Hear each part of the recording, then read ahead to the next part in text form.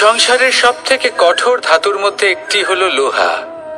লোহা দিয়ে আমরা অনেক অস্ত্র শস্ত্র লাভ করি, অনেক বস্তুও লাভ করি।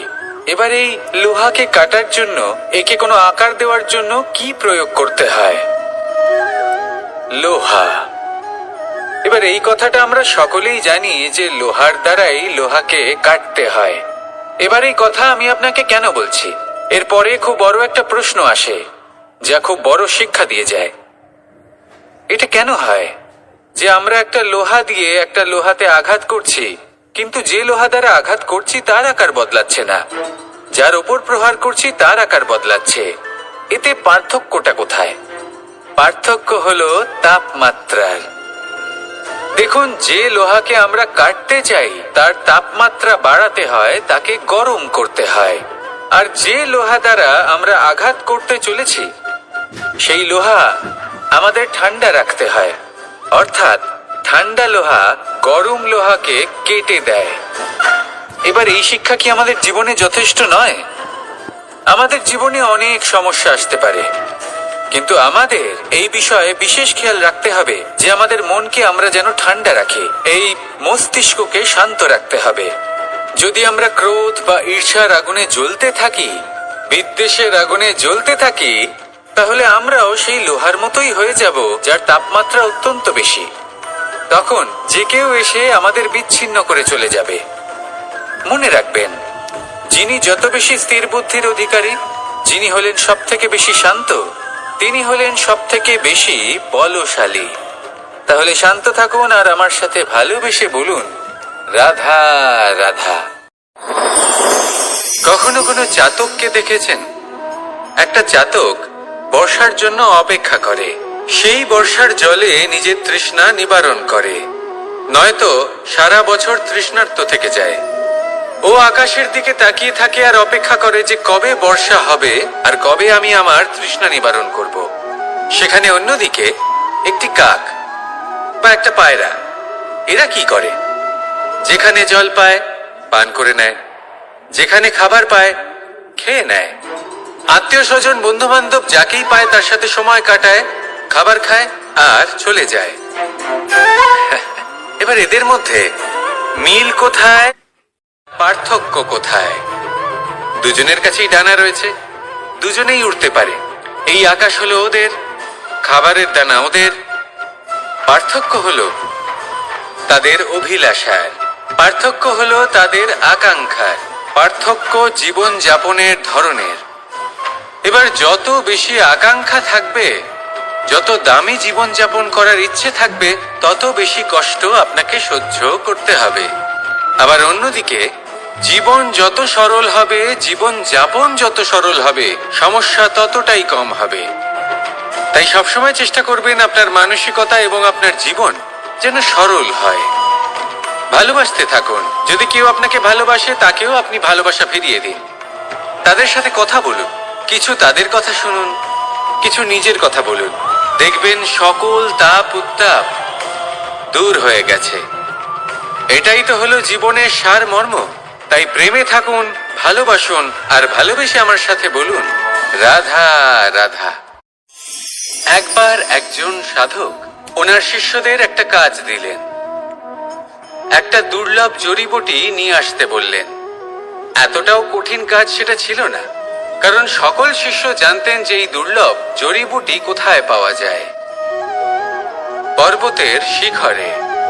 কঠিন কাজ কোনটা?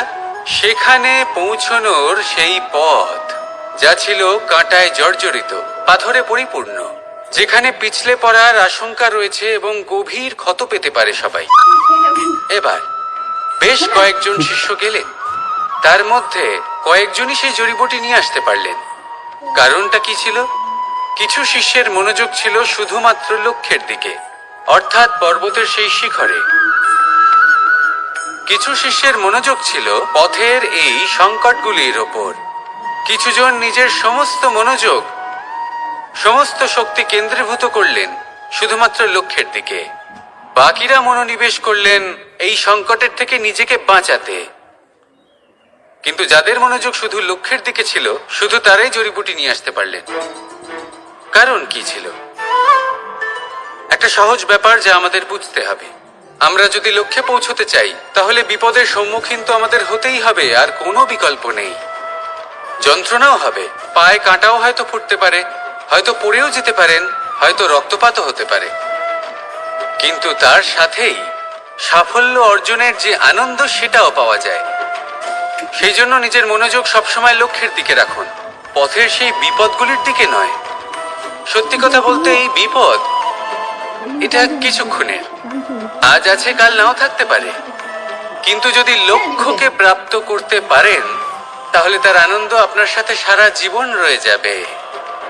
তাহলে লক্ষ্য প্রাপ্ত করুন আর আমার সাথে ভালোবেসে বলুন, রাধা রাধা। মানুষের জীবনে দুই ধরনের আবেগ থাকে যা চিরকাল তার সাথে বসবাস করে। প্রথম, স্বপ্ন। দ্বিতীয়, অজুহাত। মানুষ হাজার হাজার স্বপ্ন দেখতে পারে। আমাকে এই কাজ করতে হবে, আমাকে ওখানে ঘুরতে যেতে হবে, আমায় জীবনে এই অসম্ভব কাজ বাস্তবায়িত করে দেখাতে হবে, আদি ইত্যাদি। এবার ঠিক যেমন স্বপ্ন দেখেন সেইভাবে অজুহাতও খুঁজে নিয়ে আসেন। আমি এই স্বপ্ন পূরণ করতে পারলাম না, কারণ আমাকে কেউ সাহায্যই করলো না, কারণ আমি দুর্বল হয়ে পড়েছিলাম, কারণ আমার কাছে সময়ই ছিল না, আদি ইত্যাদি। এবার সাফল্য এবং অসফলতার মাঝখানে এই ধরনের সংঘর্ষ হতে থাকে। সাফল্য তখন লাভ করা সম্ভব যখন আপনার স্বপ্ন আপনার অজুহাতের থেকে অনেক বড় হয়, আর অসফলতা তখন পাবেন যখন আপনার অজুহাত আপনার স্বপ্নের থেকে অনেক বড় হয়। আপনি যদি সাফল্য লাভ করতে চান তাহলে চেষ্টা করতে থাকুন, পরিশ্রম করুন। যদি অসফল হন তাহলে ভয়ভীত হওয়ার কোনো প্রয়োজন নেই। নিজের ভুল বুঝুন, তাকে শুধরে নিন, আবার চেষ্টা করুন। কিন্তু যদি নিজের জীবনে অজুহাত নিয়ে আসেন তখন স্বপ্ন কখনো পূরণ হবে না। আসুন আমার সাথে ভালোবেসে বলুন, রাধা রাধা। পরিশ্রম। এই শব্দগুলি শুনতে হয়তো ছোট মনে হয়, কিন্তু এর মূল্য অনেকটাই অধিক। এবার প্রয়াসও কিন্তু দুই ধরনের হয়। একটা প্রয়াস তাই যা আমরা নিজের মন থেকে, অন্তর থেকে সমগ্র শক্তি দিয়ে করার চেষ্টা করি।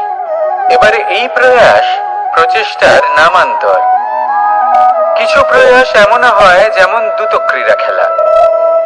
মানুষ বলেন, আজ একটু প্রয়াস করি, একটু দ্রুতক্রীড়া খেলেই দেখি, যদি বিজয়ী হই তবে ভালো ব্যাপার, যদি না হই তবে আর কখনো খেলবো না।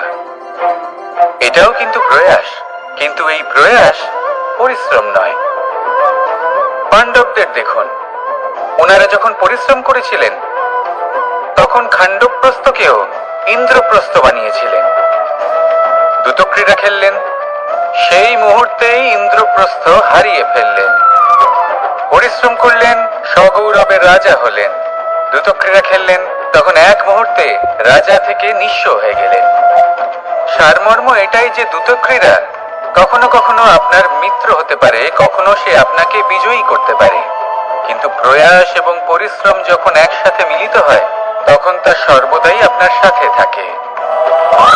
প্রয়াস করতে থাকুন, পরিশ্রম করতে থাকুন, আর আমার সাথে ভালোবেসে বলুন, রাধা রাধা। মানুষের দুটো রূপ রয়েছে। এক, আমাদের এই মুখ যা শুধুই চোখে দেখা যায়, আর দ্বিতীয় আমাদের এই মন যা শুধুমাত্র অন্তরাত্মা দ্বারা দেখা যায়। এবার আমাদের এই মুখ তা ঈশ্বর সকলকেই আগে থেকেই প্রদান করেছেন, কিন্তু এই মন কেমন হবে তা আমাদের জীবনের অনুভূতি এবং আমাদের জীবনের লক্ষ্য এগুলি সুনিশ্চিত করে। অর্থাৎ নেত্র দিয়ে দেখা যায় আমাদের এই মুখ, তা শুধুই এই কারণে প্রয়োজন যাতে সংসার আমাদের দেখতে পায়, আমাদের চিনতে পারে। কিন্তু যদি এই সংসারে আপনি প্রকৃত অর্থে মান সম্মান লাভ করতে চান তাহলে নিজের অন্তরাত্মাকে আপনাকে বিকশিত করতেই হবে। দেখুন, কথায় আছে এই যে অসুর তা শারীরিকভাবে উপস্থিত নয়, তা মনের মধ্যে থাকে। যদি এই মন থেকে অসুরকে বের করে দেওয়া যায় তাহলে শরীরে তা উপস্থিত থাকবেই না। তাই মনকে শুদ্ধ করুন আর আমার সাথে ভালোবেসে বলুন, রাধা রাধা। উমা, এ কি? আমি কখন থেকে এখানে অপেক্ষা করছি, হাত পেতে দাঁড়িয়ে রয়েছি যাতে একটা ফল আমার হাতে এসে পড়ে এবং সেটা আমি খেতে পারি। কখন থেকে অপেক্ষা করছি কিন্তু সেটা হচ্ছেই না। এবার আপনি বলবেন যে এসব কি